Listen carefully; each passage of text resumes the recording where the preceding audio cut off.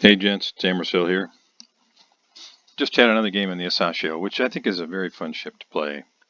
I really enjoy it. The 5.4 kilometer concealment is just awesome. And I've only played a game or two with the newly upgraded guns.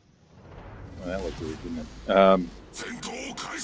it? And today I kind of committed when I saw the lineup here, with 4 enemy DDs at Perth, that I was going to try to get close enough to really put them to work. So that was kind of, I guess, at the forefront of my mind. As I often do, I decided, okay, I'm going to try and move to the flank and torp across, maybe catch somebody. There are 5 battleships, so plenty of opportunity, since the torpedoes on the Asashio can only hit battleships and CVs. So, on paper, this looks like it's going to be a really fun game for me. So I'm using a radio location, get some idea of where the nearest ship is, which I presume is probably a destroyer. Could be the Perth, but more than likely it's one of the faster destroyers. And I'm watching my teammates as they kind of move center, which I think is a good idea, particularly in a standard battle. So we don't have any caps to contest. There's, at least in my opinion, and I realize there's arguments both ways here, there's no real reason to push too far ahead. Of course, having said that, guys on the other flank, on the east side of the map, they are kind of pushing forward. At least the Icarus and the Lightning. We've also got Ognivoy on this side, which I think he's doing exactly the same thing I would do if I had spawned there. He's kind of covering the center, making sure we don't get any DDs that push up with easy access to land torpedoes on our Otago and KGB. And I'm realizing, okay, I don't want to push too far forward here in my attempt to get torpedoes crossing the map. I don't want to get caught out with a couple of destroyers and get outgunned. So I really don't have any support to speak of out here. Nuremberg could probably get guns on somebody, but with that island dead ahead of me now, yeah. And there's the kid. So I'm trying to get an idea of what is the kid doing here. Is he sitting? Is he waiting? And that's kind of what it looks like he's doing. He's barely moving forward. And with my detection radius being what it is, I decide, okay, well, I'm just going to keep an eye on him. I'm going to move north, and I'm going to make use of the island. Now, I get turbo going because I wasn't exactly sure what the kid's max speed was, but I didn't want him to spot me. So I'm just going to move forward, and then when I feel like I can get a shot off and then immediately be hidden again behind the island, that's exactly what I'm going to do. I'm a little anxious to see what kind of damage it does. Okay, shots away. Lands 4 shells, 2,800 damage. I'm happy with that. I'm thinking that's pretty decent. They recently increased the maximum damage per gun in the IJN line. No, I'm detected again. Ah, Icarus. Okay, I get another chance to use the guns.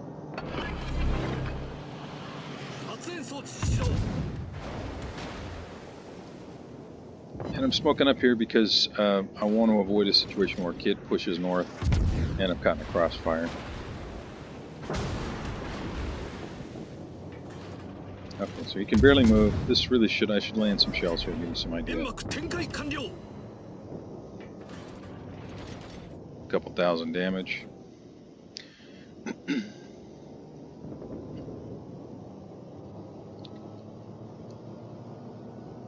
Now everybody on the red team knows where my torpedoes are. There's no way I'm going to land any, but I did save one tube. And I was initially thinking, well, I can get that on the Richelieu, maybe as he's crossing, but yeah, you'll see. Didn't work out exactly how I'd hoped. Nuremberg, no idea what that guy was thinking. That seemed like kind of a nutty forward push, but what are you going to do? All right, well, it looks like Icarus has decided he's going to go ahead and keep pushing forward, which works for me. It's only got 3,500 hit points left. Let's see what I can do here.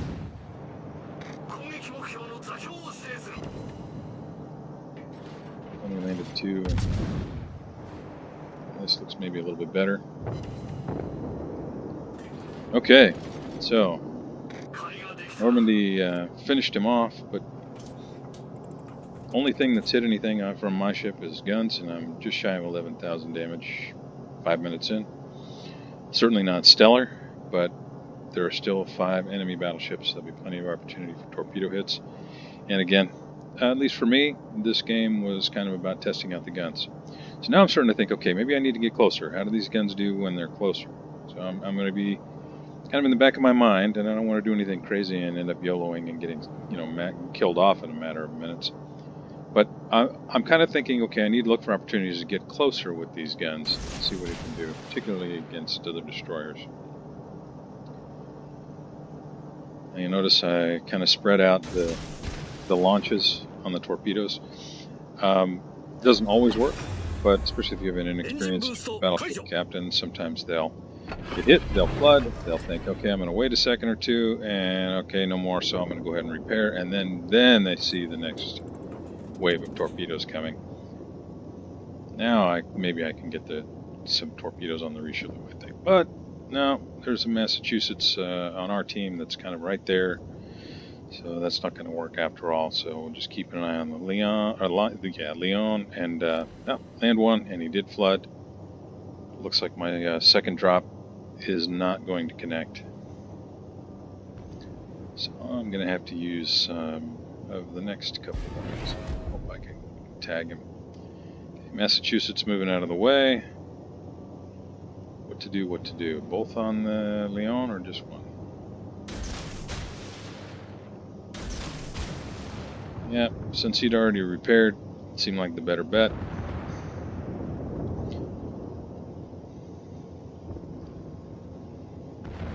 Richelieu is the closest thing to me right now, so I'm not too concerned with the DD pushing up behind me, at least not yet. Ah, there's Kid. Massachusetts on our team, I think, does the right thing. Starts falling back. He's got to watch his angles to the Richelieu. And I'm kind of wondering if maybe I shouldn't have saved one too. No, I really should have saved both, because the Leon flooded out. I had not noticed, apparently, that he had already repaired and that he was going to take a lot of flooding damage. Or he's really new and just kind of didn't realize which button to push to stop that from happening. Okay, so I've got 36 seconds and I can torp again. Richelieu is pushing in. I know that the Kid is moving up probably on the 3 or 4 line. If it were me, I'm thinking I would probably get behind that island that the Massachusetts is starting to run beside, just to protect myself from torps.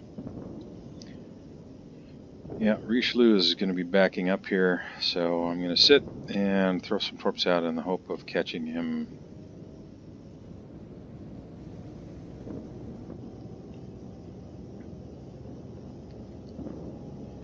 Now, even while I'm waiting for my torpedo tubes to reload, I'm realizing the Kid's probably pushing up. He's probably going to try and get behind that rock. He's looking for torpedo attack angles, either into our cap or across, the bottom of our cap, because we've got 3 ships there.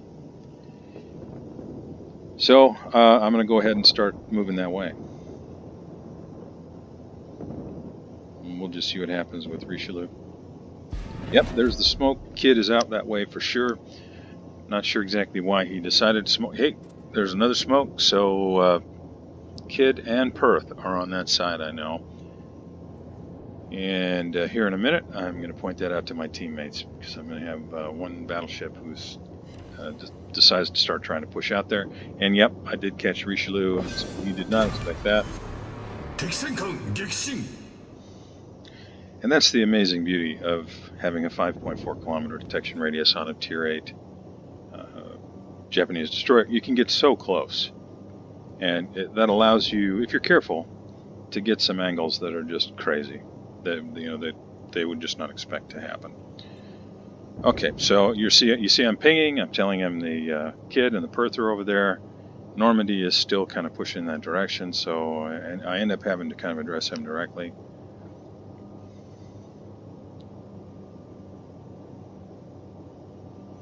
Yeah, I'm thinking, yeah, he's not turning back, so I'm going to have to do a little bit more direct about it. And that doesn't seem to be working, so right now I'm furiously typing. Leo, kid will torp you, brother. And finally he decides, okay, I better turn back. Now, as it stands right now, Perth looks to be the closest thing. I'm expecting kid to push up, and there he is. He's pushing up, he's behind the island. I'm sure he was just waiting for the Normandy to stick his nose out there.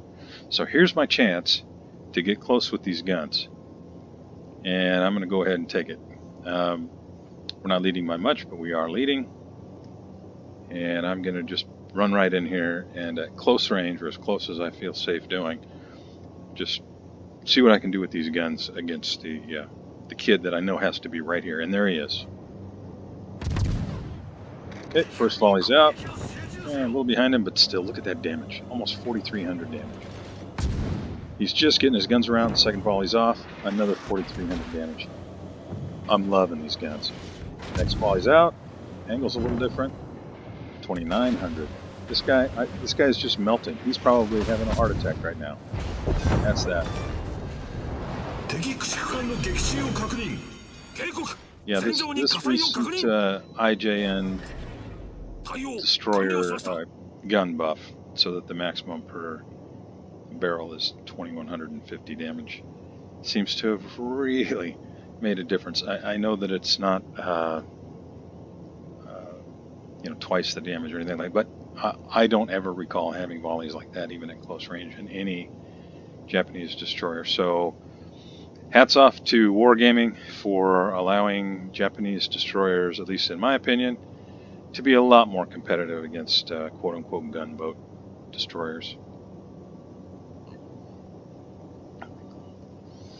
Okay, so it's looking pretty good right now. You can see the timer on the top. We've got an advantage time-wise in terms of if we just wait for the game to run its course. We're up by one ship, and they don't have any more destroyers. Now, they do have the Perth, but he's pretty squishy, so if I can spot him, is what I'm thinking now.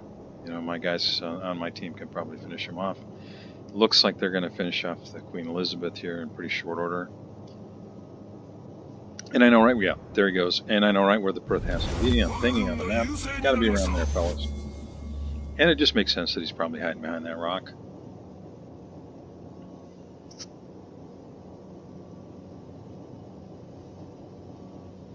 Yeah, our KGV's getting a little too hard on him. So he did manage to get a kill. And I make a reply there. We all potato, and that's a fact.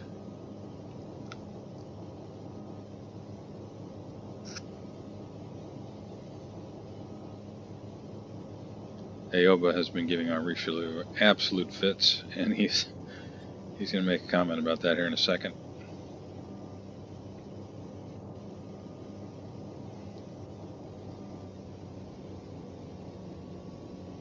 So you can see where my radio location is at, and there he is. He ran all the way down there, and he's hiding behind that island. Okay. Now he's probably looking to get torps off on Richelieu, right? Aoba's got 10-kilometer torps. He's probably going after Richelieu. There's the comment from our Queen Elizabeth.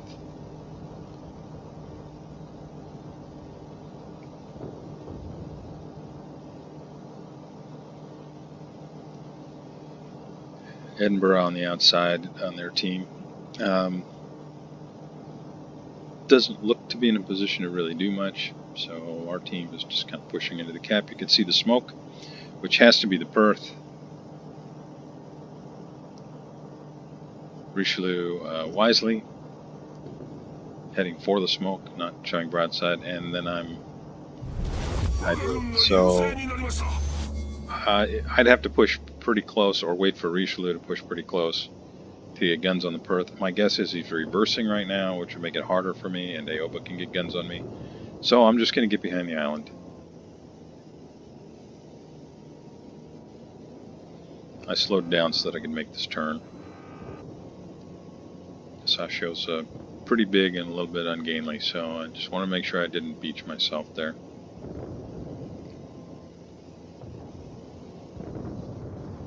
And there's Perth. We've got Massachusetts, Richelieu, and Iowa are all firing. He's not going to last long, and I know that. And that's that. So, Edinburgh on the other side is gone. We just finished off Perth. Iowa's almost left. And he burned down Richelieu. So, hats off to Little Billy Turner. You played a hell of a game, brother.